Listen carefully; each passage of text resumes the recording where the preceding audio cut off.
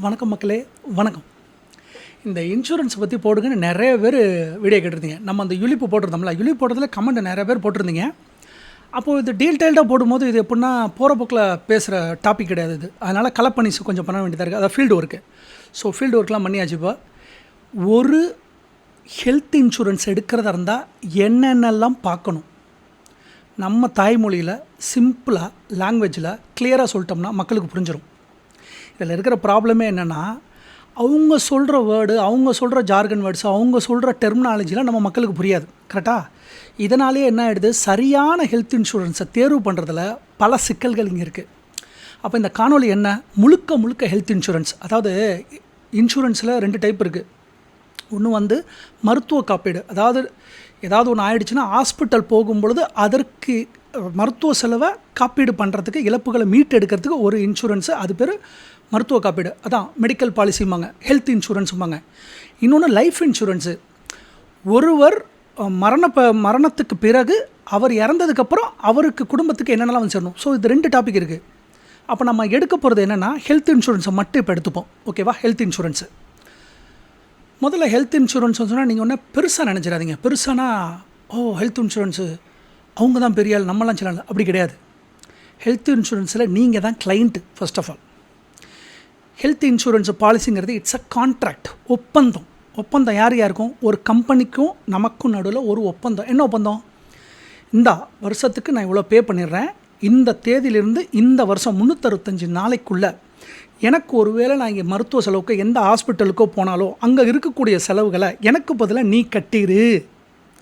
அதுக்கு பதிலாக இந்த ஒரு தொகை. அதாவது நான் வருஷம் கட்ட போகிறேன், நான் வருஷம் நான் ஹாஸ்பிட்டல் போகிறேன் இல்லை, என்னைக்காவது போவேன்.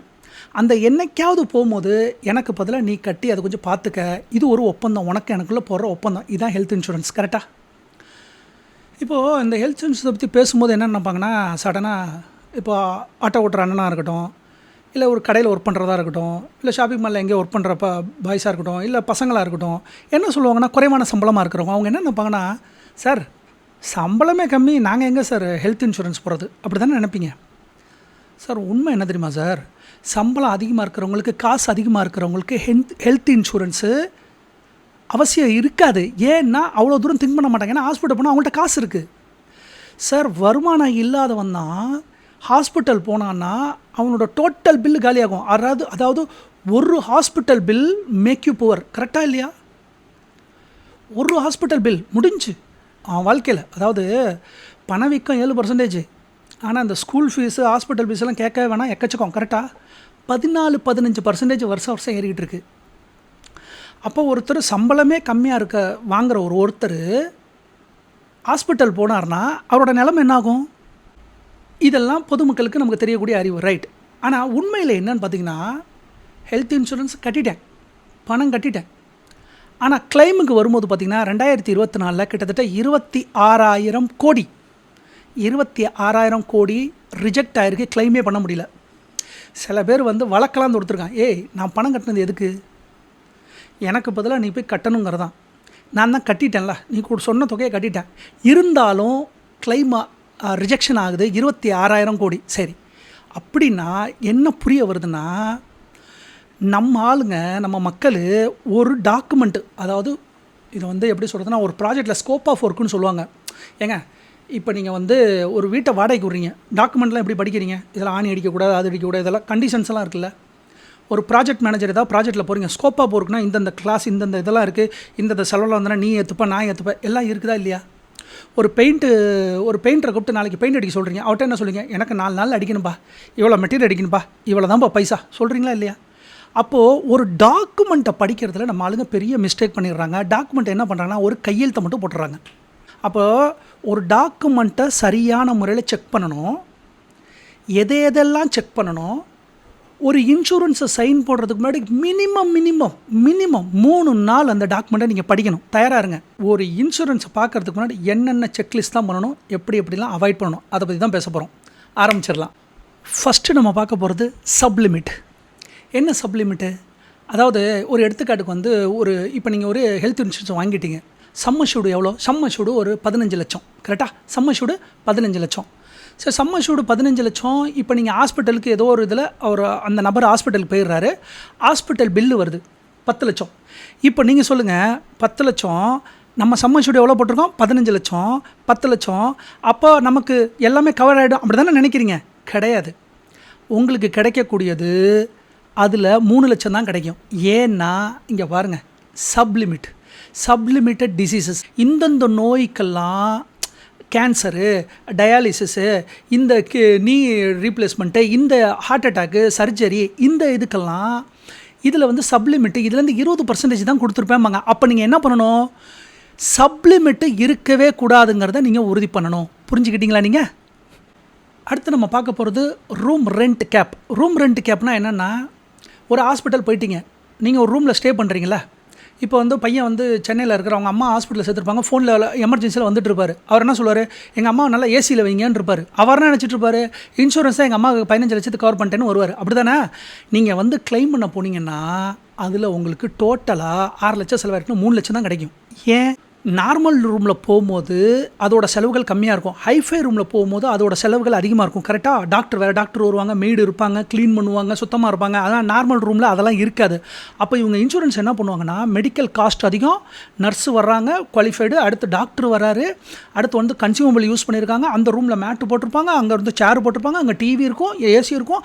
அதனால் டோட்டல் பில்லிலிருந்து 50% தான் தரும். ஏன்னா நாங்கள் கொடுத்தது 5000 தான் போக சொல்கிறோம், நீங்கள் 10,000 ரூமில் போனதுனால 50% ரூமில் மட்டும் கழிக்க மாட்டோம், டோட்டல் பில்லிலேருந்தும் கழிப்போமாங்க.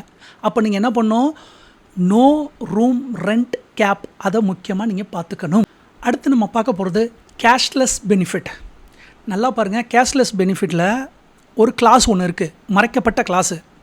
அதில் என்னென்னா கிளாஸ்லெஸ்ன்னு சொல்லுவோம், கேஷ்லெஸ்ஸும்பாங்க. அதாவது எப்படின்னா, நீங்கள் போங்க சார் ஹாஸ்பிட்டல். ஆக்சுவலாக இப்போ ஒரு ரூல் வந்துருச்சு எல்லாமே. எப்படின்னா இன்சூரன்ஸில் நீங்கள் ஹாஸ்பிட்டல் போவீங்க, செலவுகளை எல்லாத்தையும் நீங்கள் வந்து ஹாஸ்பிட்டல் பண்ணிடும், ஹாஸ்பிட்டல்கிட்டேருந்து அந்த இன்சூரன்ஸ் கம்பெனி கிளைம் பண்ணிக்கும்.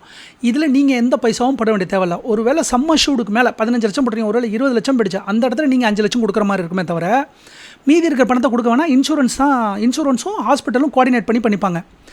ஆனால் அதில் ஒரு கிளாஸ் இருக்குது. சில இடத்துல பார்த்தீங்கன்னா கேஷ்லெஸ் இஸ் ஆப்ஷன் இருக்கும். அந்த இடத்த நீங்கள் நல்லா பார்க்கணும். கேஷ்லெஸ் கன்ஃபார்ம் 100% இருக்கணும். இன்னொன்று முக்கியமாக, அதில் நீங்கள் போர்க்கிட்டு இருக்க நெட்வொர்க் ஹாஸ்பிட்டல் இருக்குல்ல, நெட்வொர்க் ஹாஸ்பிட்டல் அவங்க போட்டிருப்பாங்க, நாங்கள் கொடுக்குற நெட்வொர்க் ஹாஸ்பிட்டல் போயிருந்தால் தான் கேஷ்லெஸ்ன்னு கொடுத்துருந்துருப்பாங்க. இப்போ ஒரு எமர்ஜென்சி வந்துருச்சு, அவங்க கொடுத்துருக்க லிஸ்ட்லேயே போவோம், உடனடியாக போக மாட்டோம். அப்போ நம்ம என்ன பண்ணுவோம்? வேறு ஏதாவது ஹாஸ்பிட்டல் போயிருப்போம். அந்த இடத்துல பார்த்தீங்கன்னா உங்களுக்கு கேஷ்லெஸ்ஸே இருக்காது. முதல்ல நீங்கள் 15 லட்சத்தை நீங்கள் பே பண்ணுற மாதிரி இருக்கும், அதுக்கப்புறம் பில்லெல்லாம் கொடுத்து கிளைம் பண்ணுற மாதிரி இருக்கும். புரிஞ்சுக்கோங்க. அதனால் நெட்வொர்க் இருக்கிற ஹாஸ்பிட்டலில் தான் போகணும். அதை நீங்கள் ஒரு தடவை கன்ஃபார்ம் பண்ணணும். கேஷ்லெஸ் கன்ஃபார்ம் இருக்கணும். நெட்வொர்க் ஹாஸ்பிட்டல் எந்தெந்த ஹாஸ்பிட்டல் மென்ஷன் இருக்கிறான்னு பார்க்கணும். அதே மாதிரி 6 மாதத்துக்கு ஒரு தடவை அவங்க அப்டேட் பண்ணாங்கன்னா அந்த காப்பியை அவங்களுக்கு அவங்க அனுப்பியிருக்கணும். அடுத்து நம்ம பார்க்க போகிறது டே கேர் அவைலபிலிட்டி. என்ன சார் டே கேர் அவைலபிலிட்டி அப்படின்னா, சார் இன்றைக்கி வந்து மருத்துவத்துறை வந்து வளர்ந்துருச்சு. சில ஆப்ரேஷன்லாம் அன்றைக்கி 3 நாள் 4 நாள்லாம் பார்த்தோம், கரெக்டாக? இன்றைக்கி அரை மணி நேரத்தில் பண்ணுறாங்க, கரெக்டாக இல்லையா? இப்போது காட்ராக்ட்லாம் பண்ணுறாங்களா, கண் திரையெல்லாம் எடுக்கிறாங்களா, அதுக்கு எவ்வளோ நேரம் எடுக்கிறாங்க? 1/2 hour பண்ணுறாங்க. இப்போ சின்ன ஒரு ரோபாட்டிக் வருது, ஆப்ரேஷன் பண்ணுது, எவ்வளோ நேரத்தில் பண்ணுது? 1 hourல பண்ணுது. இப்போ நம்ம என்ன பண்ணுவோம்? 1 hourல பண்ணிவிட்டு ஹாஸ்பிட்டல் நீங்கள் காலையில் போயிருப்பீங்க, சாயந்தரம் வந்திருப்பீங்க. அது அந்த இன்சூரன்ஸில் கிளைமே ஆகாது. ஏன்னா இன்சூரன்ஸ் சொல்லுவார் 24 hour இருந்தால் தான் சார் கிளைமும்பார். இதை தான் டே கேர் அவைலபிலிட்டிமாங்க. டேனா அந்த நாளுக்குள்ளே 24 hour மட்டும் இல்லை, 24 hourக்குள்ளேயும் சர்ஜரி நடந்திருந்தால் அது கிளைமில் இருக்கணுங்கிறத உறுதி பண்ணிக்கங்க. அடுத்து முக்கியமாக நம்ம பார்க்க போகிறது முக்கியமானது கோபேமெண்ட். என்ன கோபேமெண்ட்டு அப்படின்னா என்ன சார்? கோபேமெண்ட்னா என்னன்னு தெரியாமல் சில பேர் கையெழுத்து போட்டுறாங்க. இன்சூரன்ஸ் பல பேர் பண்ணியிருக்காங்க திருச்சியிலலாம். சார் கோபேமெண்ட்னா என்னென்னா, மொத்தம் இப்போ வந்து ஒருத்தர் மருத்துவம் நீங்கள் போய்ட்டு வராரு, அதுக்கு மொத்த செலவு 8 லட்சம் பில் வந்துருச்சு ஹாஸ்பிட்டல்லேருந்து, ரைட்டா? இப்போ இன்சூரன்ஸ்கிட்ட போய்ட்டு கிளைம் போயிடுச்சு, அவர் 4 லட்சம் கட்டியிருப்பார், மீதி நீங்கள் ஹாஸ்பிட்டலுக்கு 4 லட்சம் கட்டிருங்க சார் பாரு. ஏன் சார்? நீங்கள் தான் கோபேமெண்ட்டில் 50% சார். என்ன சார் அப்படின்னா ஒன்றும் இல்லை சார், டோட்டல் பில்லில் நீங்கள் 50%, நான் 50% கட்டணும். இது என்ன கணக்கு? இன்சூரன்ஸ் நான் உன்ட்ட எதுக்கு எடுத்திருக்கேன்? முழுசாக கட்டணும். அதான் இன்சூரன்ஸு டோட்டலாக 10 லட்சம் அப்படின்னாக்கா 10 லட்சத்தில் நீங்கள் கவர் பண்ண வேண்டியது. அப்புறம் எதுக்கு கோபேமெண்ட் எதுக்கு உள்ளே கொண்டாந்துருக்க? அது எதுக்கு கொண்டாந்துருக்காங்கனாக்கா, அந்த ரிஜெக்ஷன் ஆகணும், கிளைமில் போகும்போது அதில் 50% அவங்க ப்ராஃபிட் பண்ணுங்கிறதுக்காக தான் பண்ணியிருக்காங்க. அப்போ நம்ம அதில் நம்ம பார்க்கும்போது அப்போ நம்ம என்ன பண்ணணும், கோ பேமெண்ட்டு இருக்கக்கூடாது. அதில் கோ பேமெண்ட் ஷுட் பி 0. கன்ஃபார்ம் பண்ணிக்கங்க.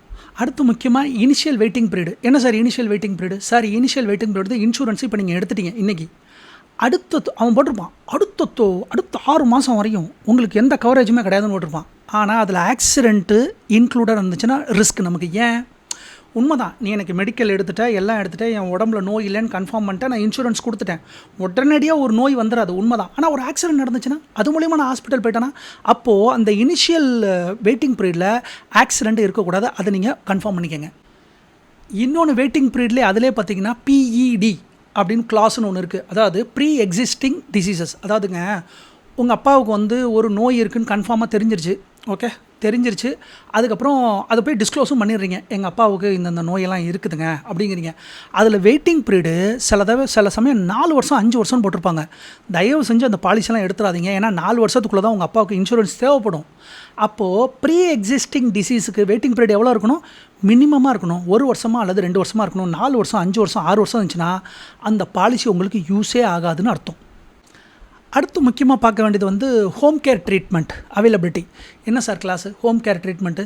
சார் சில சமயம் வந்து பார்த்திங்கன்னா டாக்டர் நர்ஸு வீட்டுக்கு வந்திருப்போம். அன்றைக்கி வந்து ஹாஸ்பிட்டல் இருந்திருக்காது, நம்ம கூட்டிட்டு போயிருந்திருக்காது, அன்றைக்கி வெஹிக்கிள் கிடச்சிருந்திருக்காது, ஆம்புலன்ஸ் வந்து டிராஃபிக்கில் மாட்டிருந்திருக்கும். அதனால் என்ன வீட்டில் பண்ணியிருந்திருப்போம். அப்போ அந்த வீட்டில் நடந்த அந்த மருத்துவ செலவுகள் இதில் அடங்கியிருக்கா? Home care treatment availability yes or no, அதையும் நீங்கள் கவனிக்க வேண்டும். சார் இன்னொன்று, நான் பே பண்ணுறேன் சார், இவ்வளோத்தை நான் பே பண்ணிவிட்டு எனக்கு உடம்புக்கு ஒன்றும் பிரச்சனை இல்லை, இருந்தாலும் என்ன சார் பண்ணுறது, என் காசுலாம் வேஸ்ட்டாக போகுதுன்னு நினைக்கிறீங்களா? கவலைப்படாதீங்க.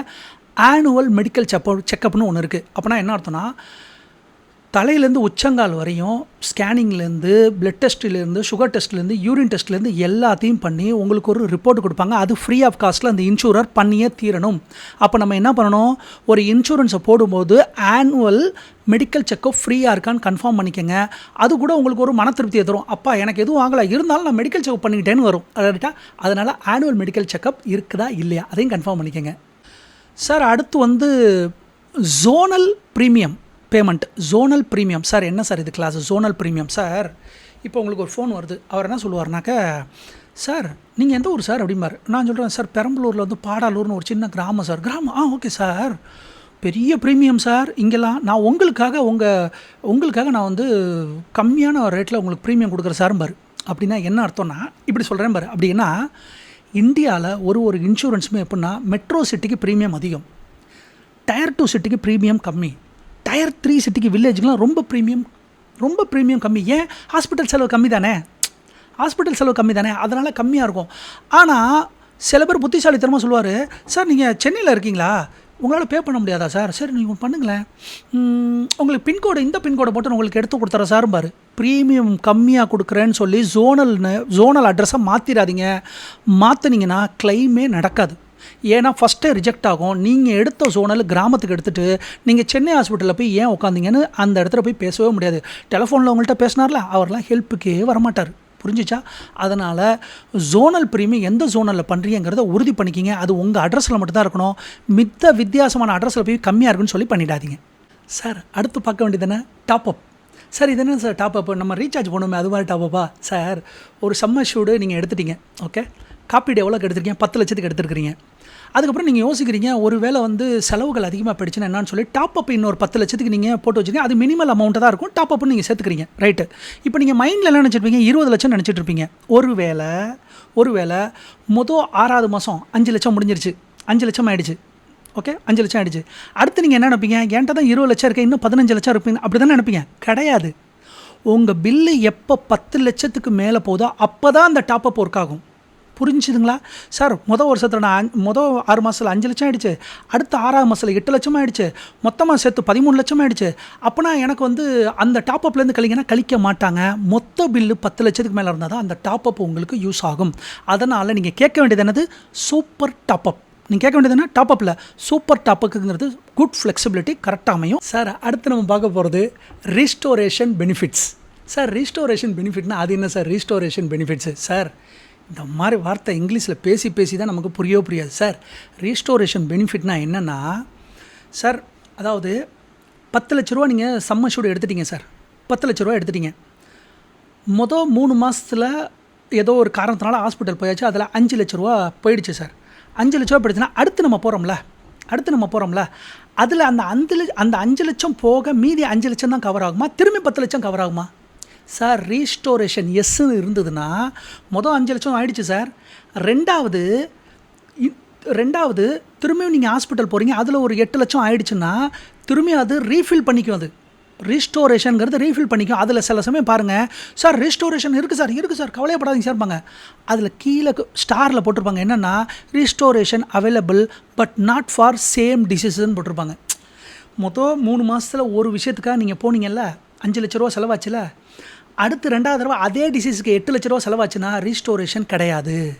ரீஸ்டோரேஷன் எந்த இடத்துல மட்டும் அளவு உண்டு, அதாவது ரீஸ்டோரேஷனாக 10 லட்ச ரூபா நான் சம்மை ஷூட் பண்ணிட்டேன், முதல்ல 3 மாதத்தில் 5 லட்ச ரூபா செலவாயிடுச்சு, அடுத்து பேலன்ஸ் எனக்கு வந்து திரும்பி 10 லட்சமாக மாறும்னா ரீஸ்டோரேஷன் எஸ்ஸில் இருக்கணும். ஆனால் அந்த ரீஸ்டோரேஷன் சேம் டிசீஸுக்கு இல்லைன்னு இருந்துச்சுன்னா அது இருக்கக்கூடாது. நல்லா பார்த்துக்குங்க, சேம் டிசீஸுக்கு ரீஸ்டோரேஷன் நாட் அவைலபிள் ஸ்டாரில் போட்டிருப்பாங்க, அதை ஒரு தடவை செக் பண்ணிக்கோங்க சார். அடுத்து நம்ம பார்க்க வேண்டியது போஸ்ட் ஹாஸ்பிட்டலைசேஷன், ப்ரீ ஹாஸ்பிட்டலைசேஷன். அப்படின்னா என்னென்னா, ஹாஸ்பிட்டல் போகிறதுக்கு முன்பு ஆன செலவுகள், அதுக்கப்புறம் ஹாஸ்பிட்டல் போயிட்டு வந்து பின்பு ஆன செலவுகள். அப்படின்னா என்னென்னா, அது இருக்கணும் ஒரு பாலிசியில். எப்படின்னா, முதல் ஹாஸ்பிட்டல் போகிறதுக்கு முன்னாடி ஒரு 90 நாளைக்குள்ளே நீங்கள் என்ன பண்ணியிருப்பீங்க, செக்அப் பண்ணியிருப்பீங்க.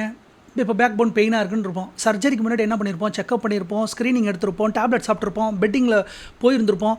அந்த 90 நாளும் ஆட் ஆகிருக்கணும். அதுக்கப்புறம் அந்த சர்ஜரி முடிஞ்சதுக்கப்புறம் அதுக்கு ஒரு 180 நாள் இருந்திருந்தால் அது பெட்ரு. அப்படின்னா என்ன சொல்லணும், ப்ரீ ஹாஸ்பிட்டலைசேஷன், போஸ்ட் ஹாஸ்பிட்டலைசேஷன் இருக்கிறது உத்தமாக. அந்த பாலிசியில் நீங்கள் செக் பண்ணிக்கங்க. அடுத்து ஆம்புலன்ஸ் சார்ஜஸ். என்ன ambulance charges sir? Ambulance charges அதில் பார்த்தீங்கன்னா 500 ரூபாய் மட்டுமேன்னு போட்டிருக்கோம். 500 ரூபாய்க்கு எங்கே சார் வருது ambulance charges? Up and down ஒரு முக்கியமாக ஒரு 8 கிலோமீட்டர் 7 கிலோமீட்டர் போனால் மினிமம் 5000 இருக்கணும். அப்போ ஆம்புலன்ஸ் சார்ஜஸ்ஸு அதிகப்படியாக இருக்கிறத உறுதி பண்ணிங்க, அது ரொம்ப ரொம்ப முக்கியம் சார். அடுத்து பார்க்க போகிறது கன்சியூமபிள் பில்ஸு. எக்ஸ்க்ளூடட்னு இருக்கக்கூடாது, இன்க்ளூடட் தான் இருக்கணும். ஏன்னா எக்ஸ்க்ளூடட்னா அந்த ஹாஸ்பிட்டலில், ஏன்னா இவங்க என்ன பண்ணுவாங்கன்னா, பெட்ஷீட்டு, சிரஞ்சு, பாட்டிலு இதெல்லாம் சைனாலேருந்து வந்திருக்கும், எங்கேயாவது வந்திருக்கும். அது வந்து பில்லு அது வந்து 20 30 இருக்கும். உங்களுக்கு போகிறத 2000 3000 போட்டு பில்லை பெருசு பண்ணி விட்ருவாங்க. அப்போ நம்ம என்ன பண்ணணும்னா, கன்சியூமபிள்ஸ்னால் என்னது, gloves, hand gloves, சிரஞ்சு, cotton, scissor, needles, அந்த இதெல்லாம் யூஸ் பண்ணுறாங்களே, அந்த க்ளீன் பண்ணுறது, அதெல்லாம் அது எல்லாமே கன்சியூமபிள்ஸு இன்க்ளூடட் தான் இருக்கணுமே தவிர எக்ஸ்க்ளூட் இருக்கக்கூடாது. எக்ஸ்க்ளூடில் போதுன்னா பாதி பில்லு அதிலே போய்டும். அதனால் முக்கியமாக நீங்கள் பார்க்க வரது கன்சியூமபிள்ஸு இன்க்ளூடடில் இருக்கணும், எக்ஸ்க்ளூடடில் இருக்கக்கூடாது.